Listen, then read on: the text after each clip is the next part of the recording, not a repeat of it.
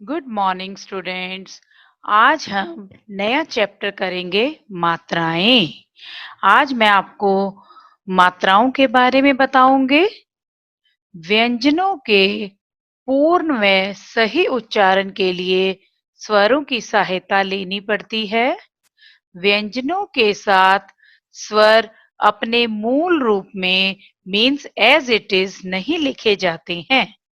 व्यंजनों के साथ स्वरों के चिन्ह ही लिखे जाते हैं और ये चिन्ह ही मात्रा कहलाते हैं।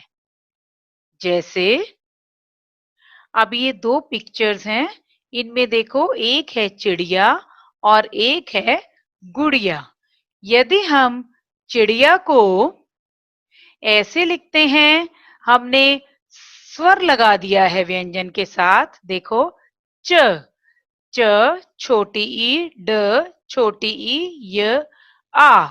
हमने चिड़िया को लिखा है ऐसे, और इसी प्रकार से हमने गुड़िया को लिखा है ग, ग के साथ उ, ड छोटी ई, य और आ। इस तरह से शब्दों को लिखना, पढ़ना, बोलना और समझना मुश्किल है। इसलिए इन्हें हम इस प्रकार लिखते हैं। च, च के साथ छोटी की मात्रा, ड, ड के साथ छोटी की मात्रा, य के साथ आ की मात्रा। तो हमने लिखा चिड़िया। इसी प्रकार से हमने गुड़िया को लिखा ग छोटा उ, ड के साथ हमने लगाई छोटी की मात्रा, य और आ की मात्रा। तो हमने लिखा गुड़िया। ऐसा करने से इसको पढ़ना व लिखना इजी और इफेक्टिव हो जाता है। तो इस प्रकार से देखो बच्चे, मात्रा की डेफिनेशन क्या हुई? व्यंजनों के साथ स्वरों को लिखे जाने के निश्चित चिन्ह मात्रा कहलाते हैं। अब मैं आपको सभी स्वरों की मात्राएं बताकर उनके चिन्ह बताती हूँ कि कौन से स्वर का कौन सा चिन्ह होता है।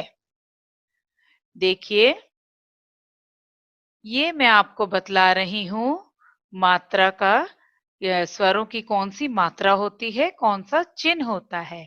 यहाँ मैं आपको एक क व्यंजन, मैंने एक क व्यंजन लिया है, उसमें मैंने सभी स्वरों की मात्राएं लगाकर आपको बताया है। देखिए अ स्वर की कोई मात्रा नहीं होती। क्यों? क्योंकि यह सभी व्यंजन में पहले से ही जुड़ा हुआ होता है। जैसे क से हमने शब्द बनाया कमल। आ आ स्वर की मात्रा होती है, देखिए बिल्कुल उसके सामने लिखी हुई है।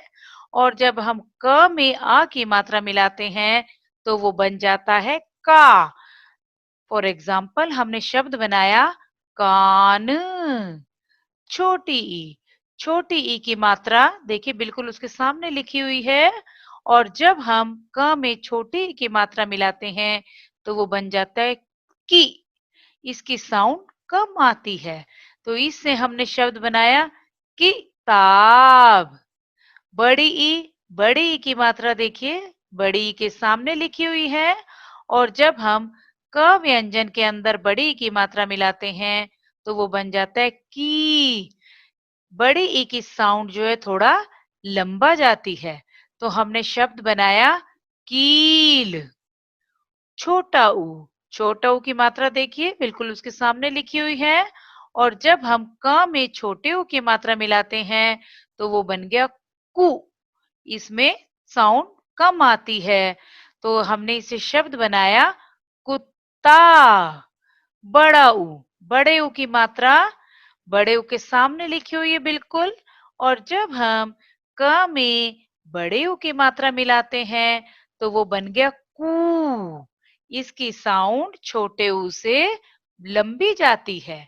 देखिए शब्द हमने बनाया कूदना। री ऋषि, री ऋषि की मात्रा देखिए इसके सामने लिखी हुई है। और री ऋषि की मात्रा हमेशा हर व्यंजन के नीचे लिखी जाती है।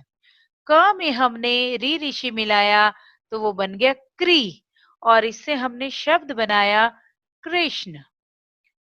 ए, छोटी ए से एडी, इसकी मात्रा सामने लिखी हुई है।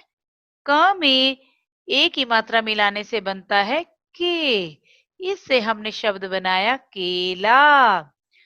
ऐ ऐनक, ऐ ऐनक की मात्रा है, हमने इसके सामने लिखी हुई है, इसमें दो मात्राएं आती हैं।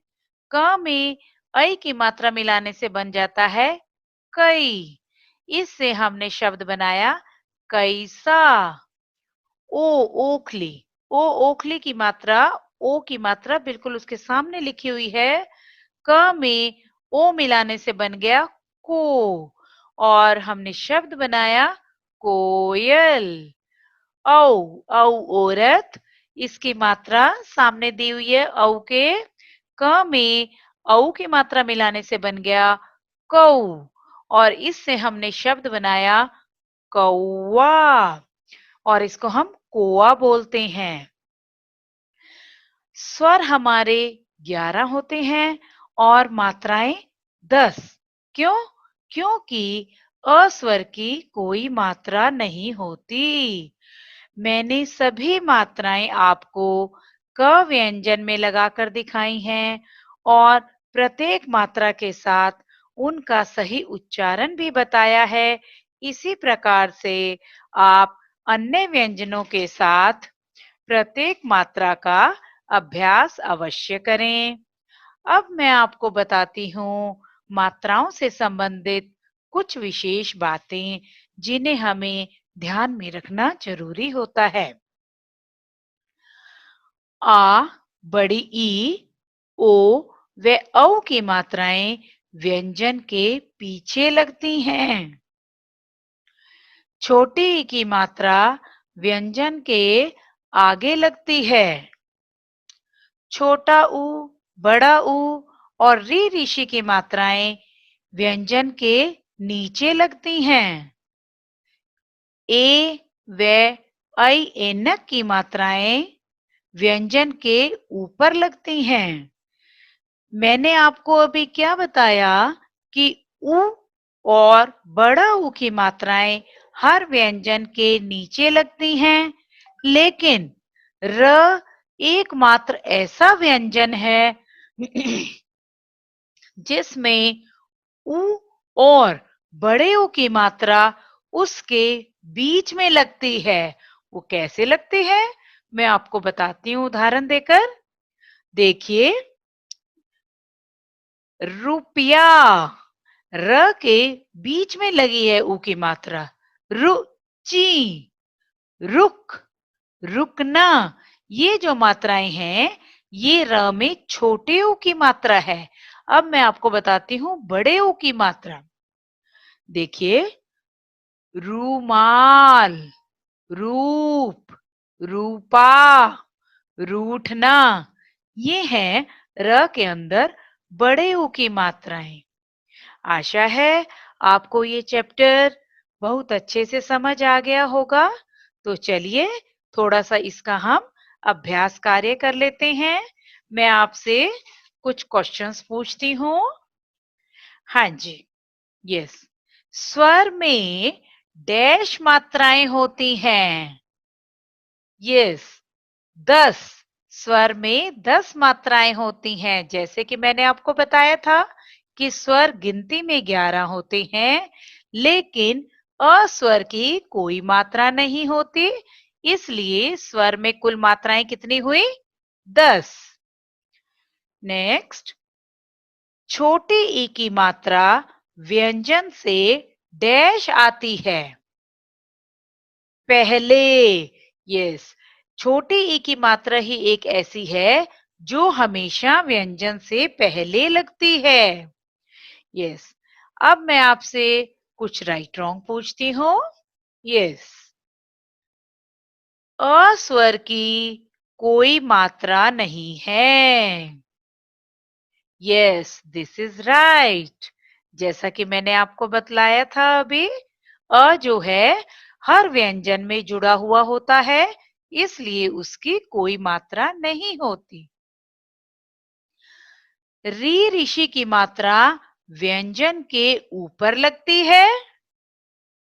नो, क्योंकि री ऋषि की मात्रा हमेशा व्यंजन के नीचे लगती है। यस, तो ये हमारा मात्राएं चैप्टर कंप्लीट होता है। आशा है आप सबको बहुत अच्छे से समझ आया होगा। यस, धन्यवाद।